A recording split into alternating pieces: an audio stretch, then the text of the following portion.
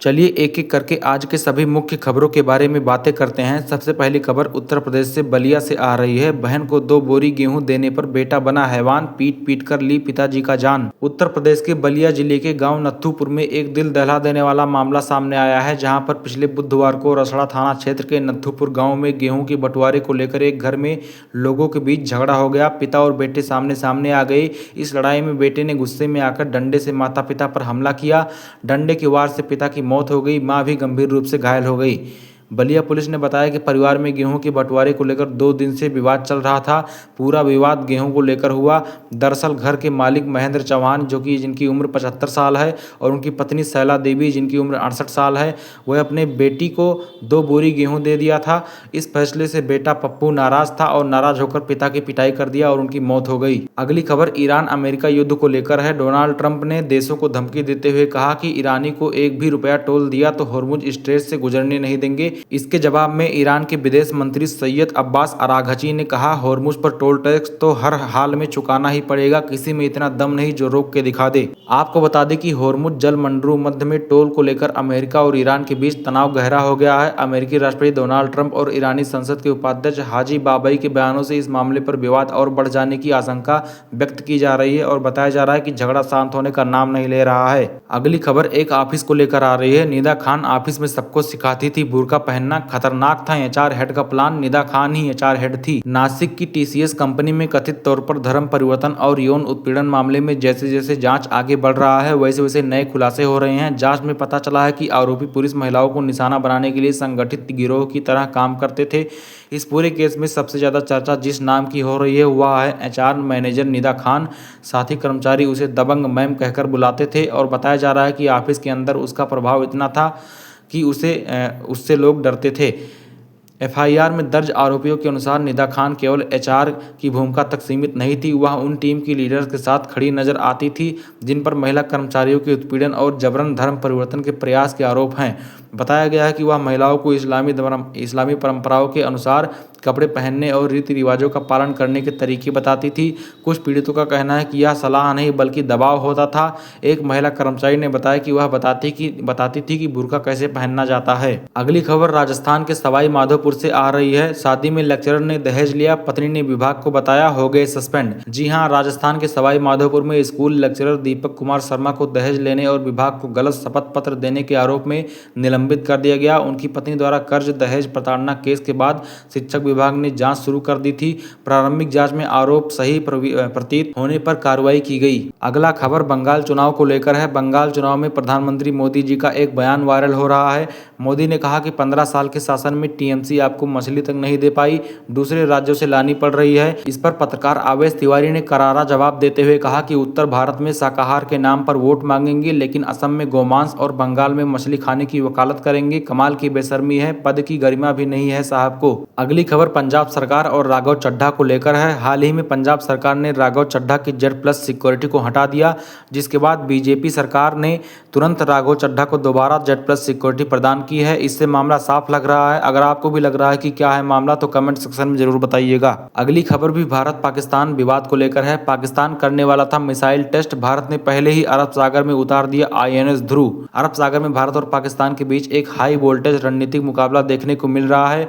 पाकिस्तान एक संदिग्ध मिसाइल परीक्षण की तैयारी में था, लेकिन भारतीय नौसेना ने ऐसे वक्त पर अपना सबसे आधुनिक मिसाइल ट्रैकिंग युद्धपोत INS ध्रुव तैनात कर दिया है और पड़ोसी देश के मंसूबों पर पानी फेर दिया है। अगली खबर नोएडा के कर्मचारियों को लेकर है। धरना दे रहे कर्मचारियों का कहना है कि एक दिन में नोटबंदी कर सकते हैं, एक दिन में लॉकडाउन लगा सकते हैं, तो क्या एक दिन में हमारी सैलरी नहीं बढ़ा सकते हैं। नोएडा के कर्मचारियों का नारा है कि 11,000 में दम नहीं, 20,000 से कम नहीं। अगली खबर गैस सिलेंडर को लेकर है। चोरों का नया टारगेट बना किचन, बच्चों को फुसलाकर ले गए 2 भरे गैस सिलेंडर। जी हां, गौतम बुद्ध नगर में गैस की किल्लत नहीं होने के दावे करने वाले अधिकारियों को लेकर इस खबर पर गौर करने की जरूरत है। बीटा 2 कोतवाली क्षेत्र में सेक्टर बीटा 2 के एक 78 मकान से मंगलवार दोपहर 2 बजे बाइक सवार पर बदमाश 2 गैस सिलेंडर उठा ले गए। मकान मालिक प्रदीप सजावट एक प्राइवेट कंपनी में नौकरी करते हैं। घटना के समय वह ड्यूटी पर थे। पत्नी किसी काम से बाहर गई थी। घर पर 2 नाबालिग बच्चे थे।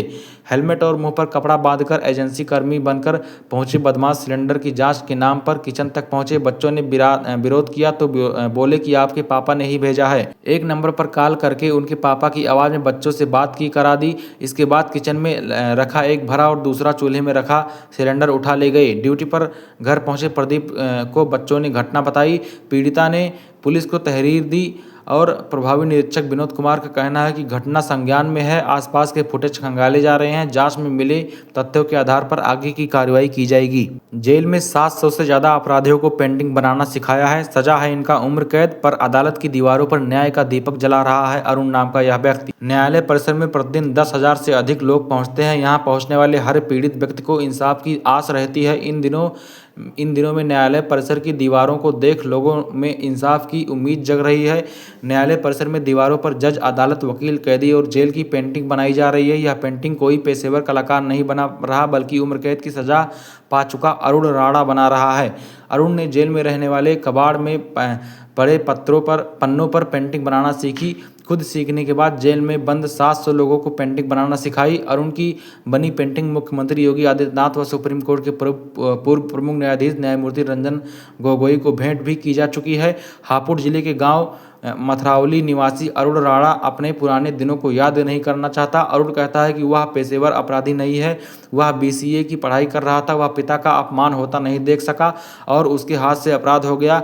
जब वह जेल गया तो उसने पेंटिंग सीखना शुरू किया। जेल में उसने कूड़े में कागज पड़े मिले, जिसके बाद उसे एक पेंसिल भी मिली। इन्हीं कागजों पर वह पेंटिंग बनाना सीखता था। जब वह पेंटिंग बनानी सीख गया तो जेल प्रशासन ने उसे पेंटिंग बनाने की सामग्री उपलब्ध कराई। तभी उन्हें बताया गया कि गाजियाबाद मुख्यमंत्री योगी आदित्यनाथ आ रहे हैं, उन्हें मुख्यमंत्री की पेंटिंग बनानी है। इसके बाद उसने मुख्यमंत्री की पेंटिंग बनाई। यह पेंटिंग मुख्यमंत्री को भेंट भी की गई थी। इससे उसने इस कला को जेल में खुद तक सीमित नहीं रखा, वह जेल में अन्य कैदियों को पेंटिंग सिखाने लगा। उसने 11 वर्षों तक जेल में रहने के दौरान सभी 700 कैदियों को पेंटिंग बनाना सिखाई। इनमें जो कैदी छूट गए आज उन्हें भी इस कला के जरिए रोजगार मिल रहा है। उन्होंने जम्मू कश्मीर के कैंट क्षेत्र में पेंटिंग बनाई थी, जिसे देश भर सराहा गया। न्यायालय परिसर में बनी पेंटिंग न केवल लोगों को न्याय का संदेश दे रही है बल्कि वह लोगों में कानून में भरोसा रखने की उम्मीद भी जगा रही है। जिला विधिवा सेवा प्राधिकरण के सचिव संजय सिंह ने बताया कि जिन लोगों की पैरवी करने के लिए कोई नहीं होता था वह विधिक सेवा प्राधिकरण से निःशुल्क मदद ले सकते हैं। उसके द्वारा बेसहारा जेल में बंद लोगों की मदद की जाती है। कानून की मदद लेने आदि विषयों पर पेंटिंग बनाई गई है। वर्तमान में उसे प्रदेश भर में पेंटिंग बनाने के ऑर्डर मिल रहे हैं। अगली खबर नहीं बल्कि एक जानकारी है। ऑस्ट्रेलिया में एक प्रयोग 1927 से चल रहा है। पिच नाम का एक पत्थर है जो पानी के जैसे दिखता है और वह तरल पदार्थ है जो पानी से 230 अरब गुना ज़्यादा गाढ़ा है। हैरानी की बात यह है कि पिछले 99 सालों में इसकी केवल 9 बूंदें ही नीचे गिरी हैं। आप इमेज में देख सकते हैं 9 बूंदें नीचे गिरी हुई हैं। एक बूंद गिरने वाला है। पिछले 100 सालों में 9 बूंद, 10 सालों में 1 बूंद गिरा हुआ है। अगली खबर सुनकर चौंक जाएंगे आप। मां की एक किस से चली गई बच्चे की आंखों की रोशनी, हर माता पिता के लिए चेतावनी। 2 साल के एक बच्चे को उसकी मां के एक चुंबन के कारण आंखों में हर्पीस वायरस का संक्रमण हो गया, जिससे उसकी एक आंख की रोशनी चली गई। डॉक्टरों के मुताबिक हर्पीस वायरस से संक्रमित व्यक्ति का चुंबन बच्चों के लिए बेहद खतरनाक हो सकता है। बहुत ही खतरनाक यह मामला, यह घटना कई महीने पहले हुई थी, लेकिन आज भी बच्चे का इलाज जारी है और उसकी आंखों की रोशनी वापस लाने के लिए लगातार प्रयास किए जा रहे हैं। डॉक्टर और परिवार दोनों ही पूरी उम्मीद के साथ बेहतर भविष्य के लिए संघर्ष करते नजर आ रहे हैं। अब आइए चलते हैं अगले खबर की ओर। ईडी ने अनिल अंबानी के करीबी अमिताभ झुनझुनवाला और अमित बापना को किया अरेस्ट। ईडी की बड़ी कार्रवाई हुई है। अमिताभ झुनझुनवाला और अमित बापना गिरफ्तार। दोनों अनिल अंबानी के करीबी बताए जा रहे हैं। इन पर रिलायंस होम फाइनेंस लिमिटेड व Reliance commercial finance limited loan fraud case में शामिल होने का आरोप है। जांच तेजी से की जा रही है। अगली खबर लोकसभा से आ रही है। लोकसभा की सीटें 850 करने वाले परसीमन बिल को पेश करने पर वोटिंग पक्ष में 260 वोट और विरोध में 126 वोट मिले।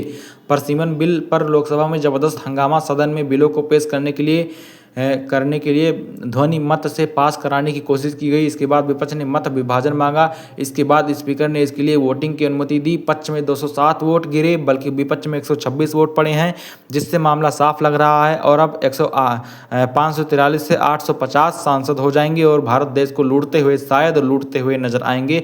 हर एक सांसद को मैं नहीं कह रहा हूं, कुछ सांसद ईमानदार भी होते हैं, लेकिन कुछ सांसद हैं जो कि लूटने का काम करते हैं। और मेरी ये बात कहने पर जिस सांसद को चिढ़ आएगी समझ लो वो सांसद लूट रहा है। अगली खबर उत्तर प्रदेश से आ रही है। गन्ने की फसल में पक्षियों ने दे रखे थे अंडे, किसान ने बिना काटे ही छोड़ दी 10,000 की फसल। कहा इतने निर्दयी नहीं है हम, बच्चे उड़ जाने के बाद काट लेंगे। बात गन्ने की फसल की थी, अगर और कोई होता तो काट लेता, क्योंकि एक टाली गन्ना लगभग 15-16 हज़ार में बिक जाता है। लेकिन ये बंदा 10,000 की कीमत का गन्ना खेत में ही छोड़ दिया, तब तक के लिए छोड़ दिया जब तक अंडे से बच्चे निकल नहीं जाते और बच्चे उड़ नहीं जाते। इतना बड़ा दिल दिखाने के लिए बहुत ही बहुत धन्यवाद।